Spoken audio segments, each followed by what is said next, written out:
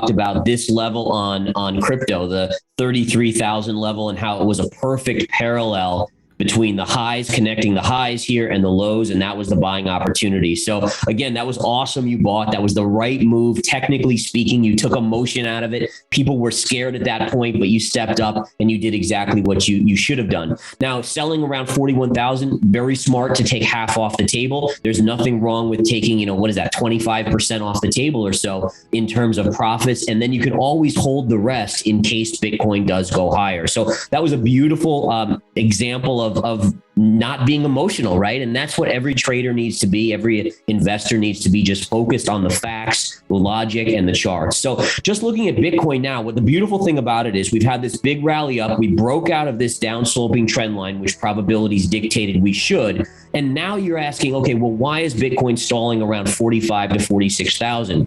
The answer is very simple here.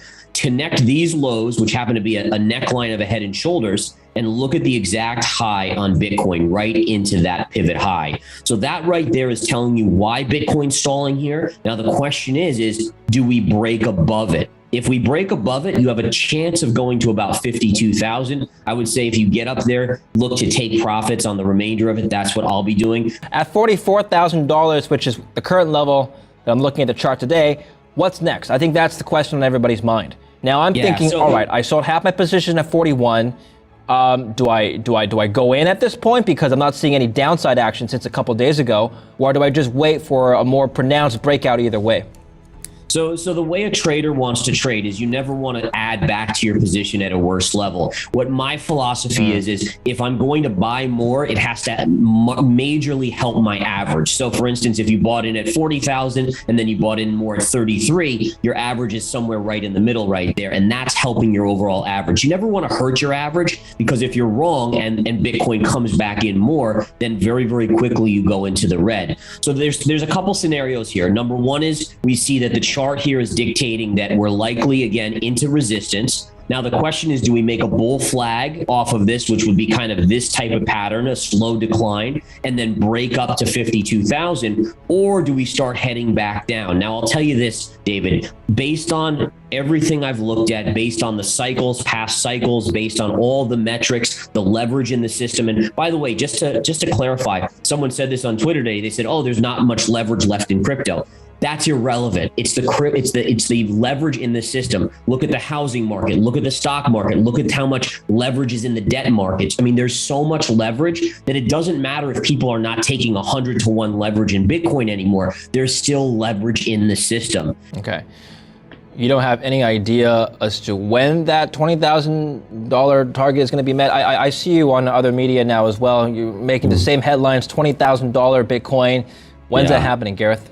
Yeah, so all I can do, right, is look back at past cycles. And basically, if you look at 2017, it took between 6 and 12 months from that high to put in the low. Now, remember, after it put in the low, 20,000 was approximately the high in 2017. It then bottomed out around 3,500, but then it stayed between 3,500 and 10,000 for a long period of time, another year or two. So again, my thought process is within a year of that high in November, we probably will see the low. But then again, investors need to understand that it'll probably go sideways for a while before it really starts to rip up. So again, just to be clear, over the next 6-12 months, downside for me, right?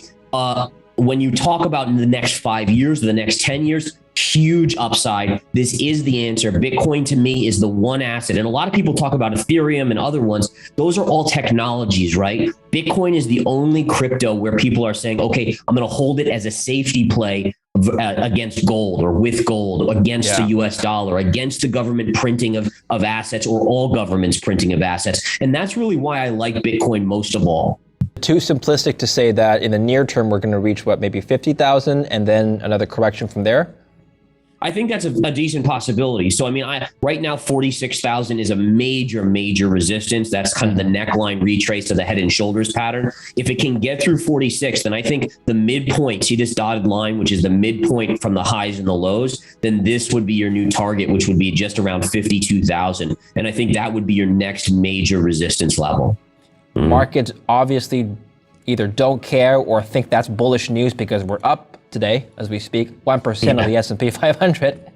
So what's your view on the tensions that are on paper escalating in Eastern Europe? So I always look at the markets as being the best signal, and it's nothing against the intelligence services or the government, but oftentimes the government has gotten. Well, just to be clear, the they're not saying that Russia is going to invade. They're just saying that they're almost ready to invade. Yeah. Yeah. So again, I look at it like the markets have that inside scoop because big money talks, big money knows, right? We know this about deals in the biotech sector. For some reason, you'll look at options just ahead of a big deal and you'll see some big buyers in there. Generally, big money knows. So right now, I take the market as the best indicator of what's going to happen. And right now, the market's not scared. So I'm not scared at this point. Now, if that shifts, that'll be something that we pay attention to. But certainly, I think that if you look at the downside, I again, to me, it has to be more of a kind of a calling the bluff of the West. I just don't see the upside for invading Ukraine. Look at it like almost like in Afghanistan for the U.S. forces. I mean, do they really want to get into a street warfare that could take literally years? I mean, and suck a lot of money out of the system? I don't know. So I'm not too scared about that. I do think that, again, if it's going to happen, look for the 1 week period after the Olympics. That'll be when it's going to happen, if it's going to happen. Issue that we're talking about. In the case that Russia does decide to invade Ukraine, I'm not saying they will, but suppose they do, analysts are saying 50,000 civilian deaths in Ukraine, a huge migration crisis out of the country into Europe, basically a very catastrophic crisis is going to ensue. What's the market going to do in that scenario? I mean, if Russia invades in the short term, it will absolutely take a hit. You'll see fear and panic. You'll probably see the futures overnight dropping 200-300 points on the S&P. But I think that, again, what I look for is, okay, well, how does this impact the U.S. and the U.S. economy? And does the Fed then turn around and say, okay, well, now this is a new risk. Do we need to be a little bit more lenient in interest rates? And that could actually end up being a buying opportunity in the short term if you get a quick dip into that phase, because again, anything that makes the Fed more nervous, likely to make them more easier on monetary policy, and then the market will respond. Easy money, free money, let's go buy again. By the way, I'll just say one thing about Ukraine, and I can't help but feel bad because the U.S. literally promised them security if they gave up all their nukes, and if they did still have nukes, then probably Russia wouldn't be messing around as much. So I mean, it's kind of I feel bad. I feel bad for that situation. It's rough. Would this have any impact on Bitcoin? I think it would. I actually think it would be a short-term positive for Bitcoin. It's one more reason why you have to be careful. A Russian invasion of Ukraine is positive for Bitcoin? Well, I do think, I think it means it pushes more people to say, okay, like think about someone in Ukraine or someone in Russia, or the uncertainty that breeds with their currencies and the potential reactions or implications from the global powers to affect and maybe cause the ruble to crash or cause the Ukrainian currency to crash. I mean, those type of things definitely are good for gold, but also for Bitcoin. Now, again, do I think it's going to be a long lasting thing? We'll have to see. But definitely, I think that would be a short term positive for Bitcoin.